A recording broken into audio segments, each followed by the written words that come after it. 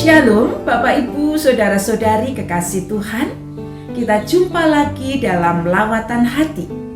Dalam episode ke-181 ini kita akan merenungkan tema berani menjalani hidup. Ada seorang yang bernama David L. Jones yang pernah menulis sebuah kalimat bijak. Jangan takut untuk mengambil langkah besar. Kamu tidak bisa melewati jurang dalam 2 lompatan kecil. Kalimat bijak ini mengingatkan saya akan pengalaman ketika saya mengambil keputusan untuk kuliah di Jogja. Saat saya pertama kali harus naik travel dari Kediri menuju Jogja, ibu saya gelisah, khawatir, dan takut sampai tidak bisa tidur. Sebab saya belum pernah pergi jauh sendirian. Saya sendiri sebenarnya juga tidak terlalu yakin, sebab saya suka mabuk perjalanan. Dari kecil, kalau mau bepergian, sehari sebelumnya biasanya saya sudah pusing membayangkan mabuk perjalanan. Tapi pada saat itu saya nekat untuk tetap berangkat kuliah di Jogja. Tampaknya semangat untuk kuliah, merasa bahwa perlu dipersiapkan untuk memenuhi panggilan sebagai abdi Tuhan, mengalahkan rasa kegelisahan saya. Ini adalah pengalaman baru yang menantang. Saudara-saudari kekasih Tuhan, sekalipun diwarnai khawatir, takut, dan tidak yakin, saya menempuh perjalanan itu dalam iringan doa. Saya berangkat ke Jogja dengan sebuah keyakinan apapun yang terjadi, Tuhan beserta saya. Tuhan akan memberikan kekuatan dan perlindungan untuk saya. Apakah saya menjadi tidak mabuk perjalanan? Tidak. Saya tetap mengalami mabuk perjalanan. Dan selama studi, kalau menempuh perjalanan liburan dari Jogja pulang ke Kediri atau balik lagi ke Jogja dengan naik bis, atau pada saat praktek pelayanan keluar kota harus naik bis, saya menempuh perjalanan dengan selalu masih mabuk. Yang membedakan apa? Yang membedakan adalah saya berani menghadapi segala ketidaknyamanan pada saat mabuk itu. Mabuk perjalanan bukan menjadi lagi pengalaman traumatis yang saya hindari, tapi saya diberikan kemampuan oleh Tuhan untuk menghadapinya. Saya tahu itu adalah bagian dari risiko keputusan yang saya ambil. Saudara-saudara, pengalaman saya itu menjadi gambaran bahwa perjalanan hidup tak selalu mudah. Pada umumnya orang gelisah dan takut melangkah karena membayangkan perjalanan ke depan yang tidak mudah. Itulah yang juga dialami oleh para murid ketika mereka menyadari bahwa sang guru hendak meninggalkan mereka. Mereka sudah biasa hidup nyaman dalam tuntunan, penjagaan, dan perlindungan sang guru. Nah, kalau sang guru tidak bersama lagi, bagaimana nasib mereka? Mereka gelisah, khawatir, dan takut. Oleh karena itulah, Tuhan Yesus menenangkan mereka, menguatkan mereka, membawa mereka untuk masuk dalam sebuah pengalaman baru, berani menjalani hidup. Itulah yang dikisahkan dalam Yohanes 14 ayat 1 sampai dengan 6. Mari kita membacanya. Janganlah gelisah hatimu, percayalah kepada Allah, percayalah juga kepadaku. Di rumah Bapakku banyak tempat tinggal. Jika tidak demikian, tentu aku mengatakannya kepadamu. Sebab aku pergi ke situ untuk menyediakan tempat bagimu. Dan apabila aku telah pergi ke situ dan telah menyediakan tempat bagimu, aku akan datang kembali dan membawa kamu ke tempatku, supaya di tempat di mana aku berada, kamu pun berada. Dan kemana aku pergi, kamu tahu jalan ke situ. Kata Thomas kepadanya, Tuhan, kami tidak tahu kemana engkau pergi. Jadi bagaimana kami tahu jalan ke situ? Kata Yesus kepadanya, Akulah jalan dan kebenaran dan hidup. Tak ada seorang pun yang datang kepada Bapa kalau tidak melalui aku.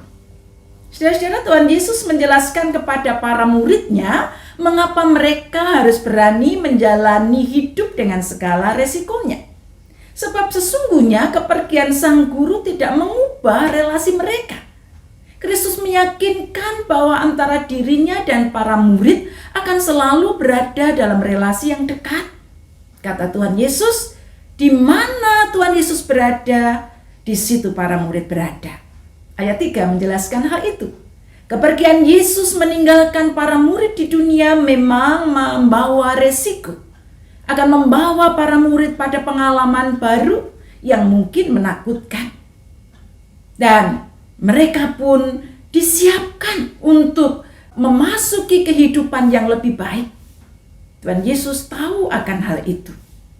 Tuhan Yesus mau meyakinkan mereka satu saat sang guru akan kembali dan membawa mereka untuk menikmati tempat kehidupan baru yang telah disiapkan sang guru.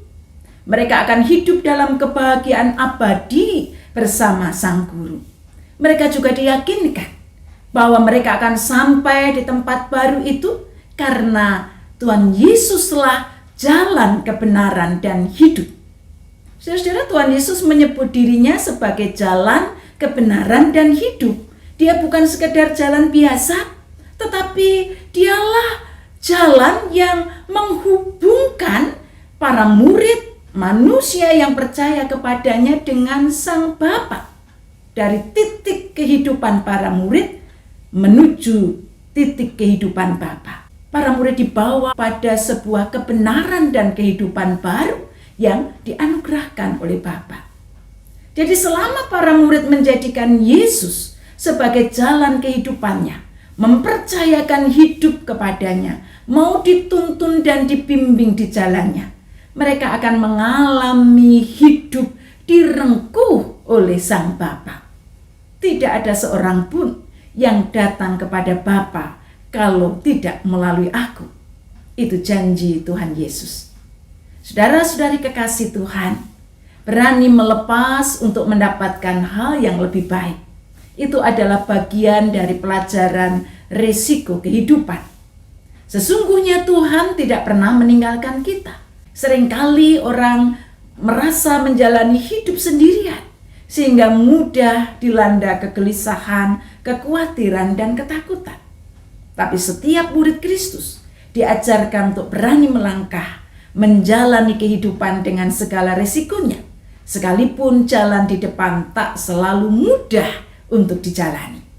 Tuhan memberi kita kesempatan untuk menjalani kehidupan ini dengan segala persoalan, dengan segala masalah yang bisa membuat kita resah dan gelisah. Agar kita terus memandang dan mengandalkan Tuhan, makin merasakan kekuatan dan topangan Tuhan, dan makin berani menjalani kehidupan. Percayalah, selalu ada hal baik yang Tuhan siapkan buat kita. Mari terus berjalan di dalam Tuhan Yesus, agar kita dapat merasakan hal-hal baik yang telah Tuhan siapkan. Melanjutkan kehidupan di pasca pandemi dengan segala kemungkinan, tantangan, rintangan, dan risikonya, mungkin membuat kita ragu untuk melangkah ke depan. Namun demikian, kita harus terus berjalan. Kita dipanggil berani menghadapi kegelisahan, kekhawatiran, dan ketakutan, dan sekaligus berani menjalani hidup ini dengan segala risikonya. Jangan pernah menyerah. Teruslah melangkah, teguhkan hati, dan berserah kepada Allah. Kita berjalan di dalam Kristus, kita berjalan dalam rengkuan kasih Allah. Amin. Mari kita berdoa. Tuhan, terima kasih atas kesempatan yang Engkau berikan kepada kami untuk masuk dalam pengalaman baru dalam perjalanan hidup yang seringkali belum kami pahami. Engkau menolong kami, memberi kekuatan, memberikan tuntunan agar kami berani menjalani hidup ini dengan segala risikonya. Di dalam Kristus Tuhan kami.